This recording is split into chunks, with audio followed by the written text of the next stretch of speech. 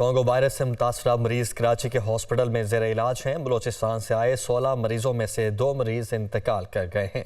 احسن چانڈی report کر رہے ہیں۔ محکمہ صحت سندھ کے مطابق کراچی کے نجی اسپتال میں کوئٹہ سے مجموعی طور پر 16 مریضوں کو منتقل کیا گیا تھا، جن میں سے 2 مریض انتقال کر چکے ہیں اور 2 کو ڈسچارج کر دیا گیا، جبکہ کانگو کے 12 مریض اس وقت نجی اسپتال میں زیر علاج ہیں۔ دوسری جانب کراچی کے خیراتی اسپتال میں بھی 6 نومبر کو کانگو وائرس سے متاثرہ شخص لایا گیا تھا، جس کا تعلق کراچی کے ضلع شرکی سے ہے۔ اسپتال ذرائع کے مطابق 42 سالہ متاثرہ فرد کو بخار، کھانسی اور ناک سے خون بہنے کی علامات ظاہر ہوئی تھی۔ بروقت علاج کے بعد مریض کو 8 نومبر کو ڈسچارج کر دیا گیا تھا۔ Sindh institute of infectious disease اسپتال میں داخل کانگو وائرس سے متاثرہ 35 سالہ شخص بھی انتقال کر چکا ہے۔ متاثرہ فرد کو گزشتہ روز تشویشناک حالت میں بلوچستان سے کراچی منتقل کیا گیا تھا۔ وزیر صحت کی خصوصی ہدایت پر Sindh institute of infectious disease اسپتال میں کانگو وائرس کا 8 بستروں پر مشتمل خصوصی وارڈ قائم کیا گیا ہے، جہاں 24 گھنٹے ڈاکٹرز کو الرٹ رہنے کی ہدایت دی گئی ہے۔ طبی ماہرین کے مطابق کانگو وائرس کی علامات میں تیز بخار، سر درد، متلی، کمزوری، سفید خلیات کی کمی اور منہ میں چھالے شامل ہیں۔